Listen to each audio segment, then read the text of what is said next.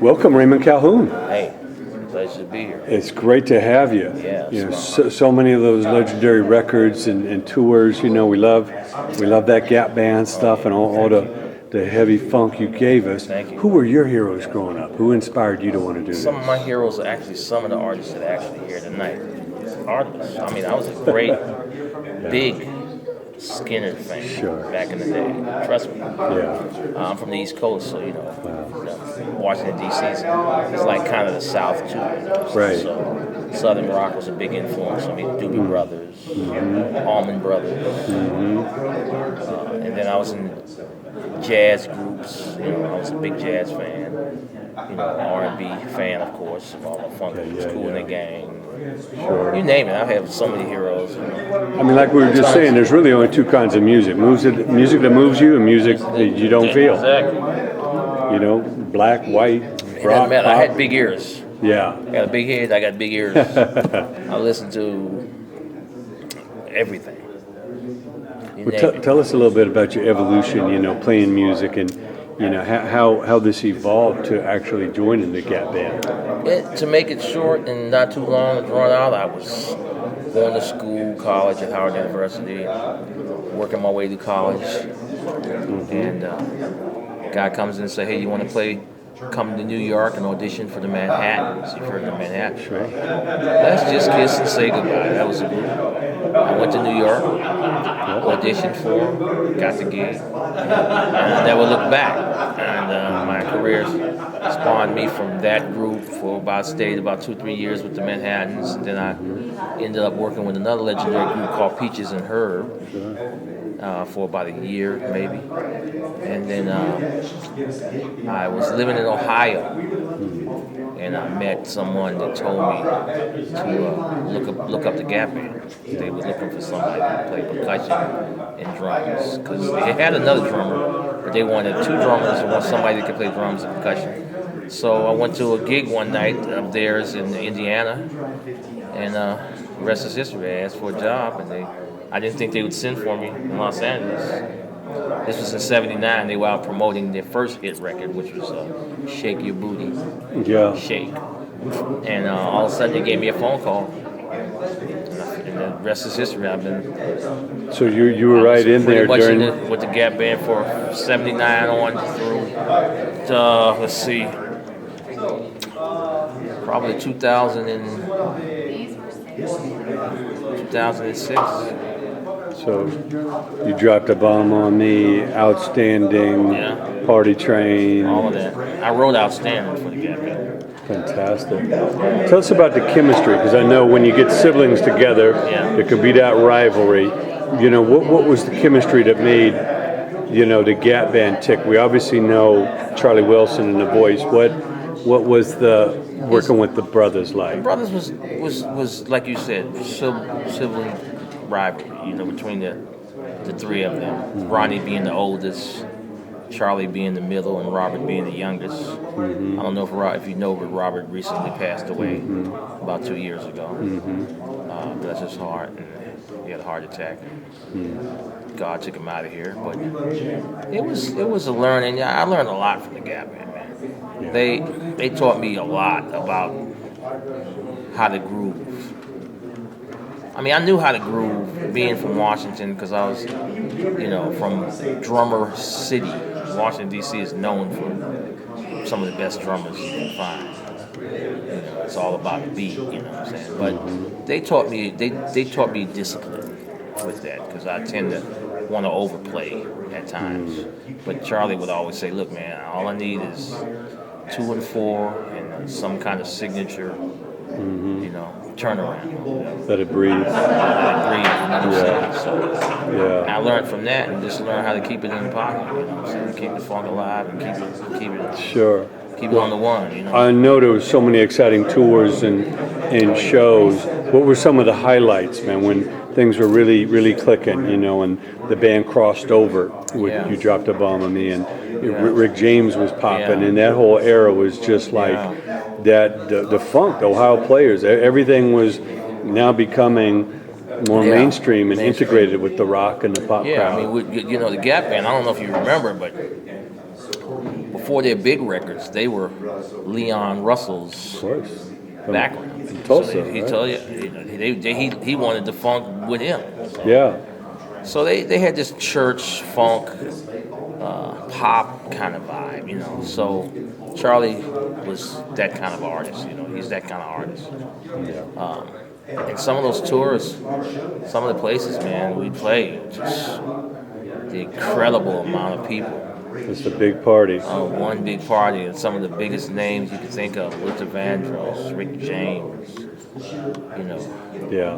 the Gap Band, Parliament Funkadelic, you know, Cool and the Gang, just so many big, I don't know if you all remember on one the- show, you know. Oh, sure. I don't know if you remember the show, but I saw you guys right around the Olympics in '84 up at the Starlight Amphitheater in Yeah, we Burbank used to play there all with the the time. Barcades Yeah. and We used to play there all incredible the show. time. Starlight Amphitheater, I forgot all about that. Yeah, place, being able to watch you guys and see the lights of the Yeah. valley, you know, behind you was Is that place still was there, doing. by the way? You know, it is, but Burbank is very conservative who they Yeah. allow to perform. If you know what I mean. Yeah, you'll catch Engelbert Humperdinck up there Right, right right. now. They kind of tame the noise down. Yeah, the multi-million-dollar homeowners don't want the funk and the metal coming through their backyards. The last time we played there, that's weird that you would bring that up. Because I used to love that place. I remember one of our last shows there was with Al Hudson in One Way, Gap Band, and Major Harris. Yeah, What's his name? Major something. sure. Yeah, I remember that show too. Yeah. Yeah. Lot of fun. I know there was the trials and the tribulations, you know, dealing with the record label and all that. But, you know, the music is what we're left with. And the music lives on. How proud are you of seeing, you know, what Charlie's done and that honor he got at the BET, the Lifetime Achievement? You know, Charlie deserved it. If you really think about it, the Gap Band never really got they were never really getting big Grammys as the Gap Band or America. We got one American Music Award one year, but never Grammys and things like that. So it's time for him. You know, he's Yeah. 60 years old. He should, you know, be honored somewhat now to that degree. You know, Influenced so many people. he's influenced so many people, man. You know, our music has influenced so many bands. They sampled our music so many times. Yeah. I had myself on Outstanding Alone, probably over 150 samples on one song. Sure, the Snoop Dogg's, You the name Dr. it. Dre's, the You know, Yeah. Madonna sampled my shit. So, Wow. you know, it's been a ride. You know what I'm saying? Yeah. People sampling our music, and Charlie steals out. He's solo, but he still has to perform the Gap Band's music of course, in his show. So yeah. that's what he's known for. So, You know, funk always didn't get that full respect. The music crossed over, but the category, they didn't have their own award in the Grammys. You didn't have your, like you say, your American Music Award. Even BET didn't have a damn funk award, you know. Right. What is your feeling about that as far as an art form, you know, and getting its fair due? I think that should be a category added to the Grammys or to the BET Awards or something. Grammys got hundreds of awards. You know, call it the Best Old School Act Award. Because old school acts influence the new school acts, and it goes on and goes on Yeah. like that. You know, New Edition is considered an old school act now, Right. and they were little boys when they came out and opened up for us. You know? Of course. But you know, back in the day, you know, like I say, it was real playing and real singing, and now everything's Everything's auto-tuned and computerized. digital and Pro Tools. Yeah. You know, you go see these funk fests and the bands, and you're reminded of Yes. the human spirit that's involved with the music, you know. Yeah. What do you feel the future of funk and music is? Look, I'm hoping that it comes back strong. I'm hoping bands come back, cameos, barcades. Yeah. You know, bands that self-contained bands, singers, real horn players, Yeah. you know, full piece big bands. No come computer back. can no replicate computer. that. And no computers allowed. No kind of, you know, drum machines and, you know, tracks or any of this crap. Yeah. Because it's killing the music business. Yeah. I hate to say it like this, but only our black acts are the ones that's doing this. White groups You guys ain't doing that shit. The other straight up there playing. If it's a 3-piece band, guitar, bass, and drums, you guys are gonna sit up there and play. And I think it should go back like that for black people. I mean, we're letting computers control on an art form that it helps form.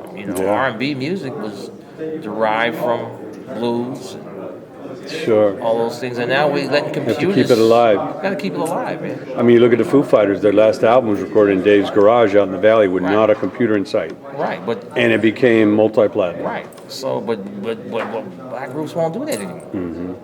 Black groups will not do that. And that's what's depressing to me, because I'm black. Sure. And I feel like we should keep music in the livest form, realest form. It's one of America's treasures. It's like what's a treasure? It's like one an of our art form. greatest exports to the Exactly. world. It's too commercialized now. There's people are trying to just commercialize it, and I think that's wrong. Because just think 20 years from now, man. If it keeps going on the way it is now, Yeah. can you imagine what it'll be like? Endangered species. We'll be reading about it in history books. R&B will be an endangered species. Yeah, we'll see it behind the glass at "What is the R&B?" Smithsonian Institute Exactly. or something. So it's got to change, man. We've got to reverse it now. We've got to bring it back to live music, live musicians. Computers can take their place for what they do, but they shouldn't be allowed in this type of media. And what advice would you give to that young player or young band coming up today? Obviously, it's a different world. Those challenges aside, what are the elements that they need to concentrate on to create their own style or lane or chance to stand out?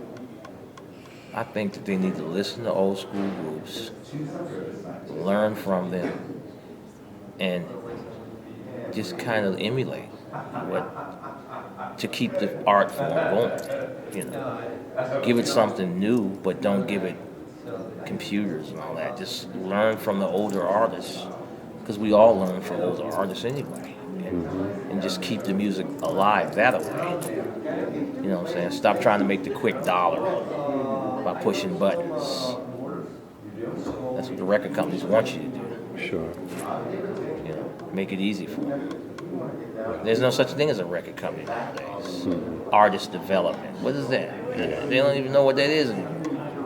They want you to create it, and they want to jump in on the bandwagon Exactly. once They want it's you to happened. completely give them a package of Snickers, and we'll market it. The meal's already cooked. They don't want to prepare We nothing. want it wrapped and sealed, and then give it to us, and we will promote it. And now you're seeing more and more of these artists like Macklemore this year, and these guys coming out independently, topping the charts, and then laughing at those two conglomerates that are left when they come calling after they've already done the work. They already got their audience. Why would they give away the ownership and control of that? I mean, I wish I would have ownership of my publishing and outstanding. Yeah. These kids are getting it all now Yeah. and doing less work. Yeah. So, but I'm not bitter. It's just the time that I lived in. Yeah.